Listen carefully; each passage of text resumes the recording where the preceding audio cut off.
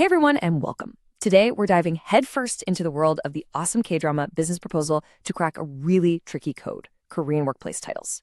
You know, if you've ever watched a show like this and wondered, wait, why does nobody ever just use first names?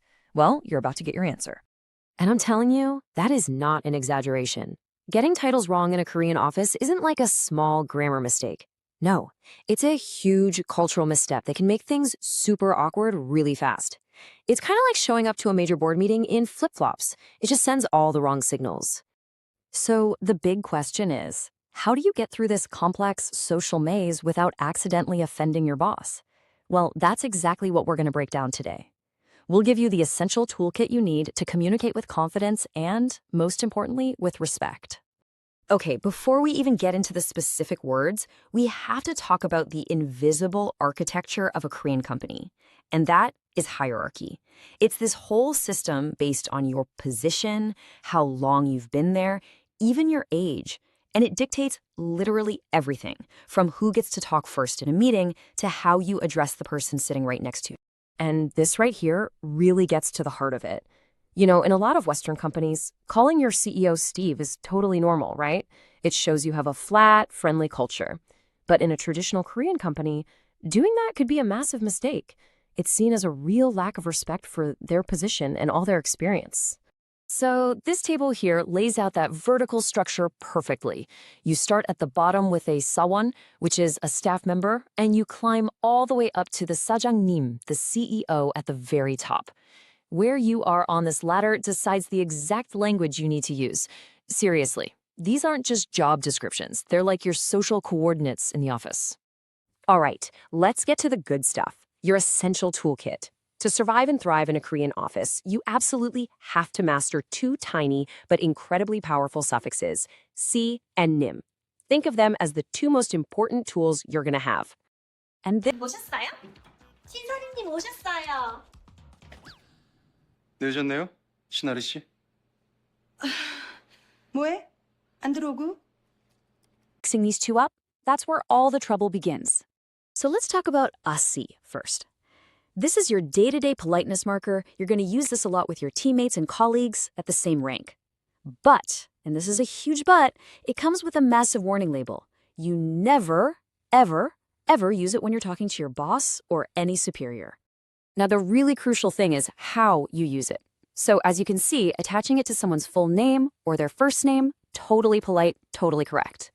But you gotta be careful. If you just attach she to the last name, like Shin Shi, it can actually sound a little condescending. It's a subtle difference, but trust me, it matters. And now we get to nim. This is the magic word, the power word. 차장님 다시 왔어요. Important part. 차장님 다시 왔어요. 차장님 다시 왔어요. Or Taemu. Nope.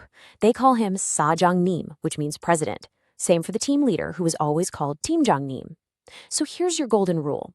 If you are ever in doubt, just use their job title plus nim. It is always the safest and most respectful choice. Okay, so now we understand the titles, but how do we actually use them in a sentence? Let's try to build a real practical, polite request that you could literally use in an office tomorrow. The secret weapon for making polite requests is this verb ending, seyo. I like to call it the golden ending because it instantly makes anything you say sound professional and super considerate. It's actually a combination of the standard polite yo ending and an honorific part, si, which elevates the person you're speaking to. And this slide breaks it down into a super simple three-step formula. Step 1, address the person correctly. For example, Timjang-nim. Step 2, say what you need, like 확인, which means check. And finally, step 3, attach that golden ending, gge-seo. Put it all together, and what do you get? Timjang-nim 확인 해주세요. A perfect, respectful request. Easy, right? So knowing the rules is one thing, but honestly, seeing what happens when you break them is sometimes the best way to learn. So let's look at one of the biggest mistakes a foreigner or a newcomer might make. So let's imagine a scene from the drama for a second. Shin Hari, who's a regular staff member, needs to get a document approved by the CEO, Kang Taemu. What happens if she walks right up to his desk and calls him Taemushi? Oof, you can just feel the air in the room turn to ice, can't you? By saying Taemushi, she's basically addressing the president of the entire company like he's her buddy from down the hall. This is a huge, huge no-no. Okay, maybe getting fired on the spot is a little bit of K-drama flair for drama. But seriously, in a very traditional company, a mistake like this would absolutely be seen as a major sign of disrespect. It could definitely have some real consequences for your career. So how do we fix this disaster? It's actually really simple. We just apply the rules we just learned. Instead of Taemushi, she has to use his title Sajang-nim, and then for the request, she uses our golden seyo ending. The correct phrase is Sajangnim, 이 서류 확인해주세요. Perfect. Problem solved. All right, so to wrap this all up, here are the 3 golden rules for your Korean office survival guide. Rule number 1, use namesay for your peers to be polite. Rule number 2, always use title name for your superiors to show respect. And rule number 3, make all your requests sound great with that magic seyo ending.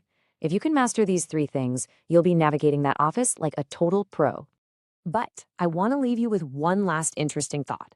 While these rules are absolutely essential for traditional companies, a lot of new Korean startups are trying to flatten that hierarchy. And they're doing it by having everyone, from the intern to the CEO, use nim. So what does that tell us? Is that invisible architecture of the Korean office finally starting to change? That's definitely something to think about. Thanks so much for watching.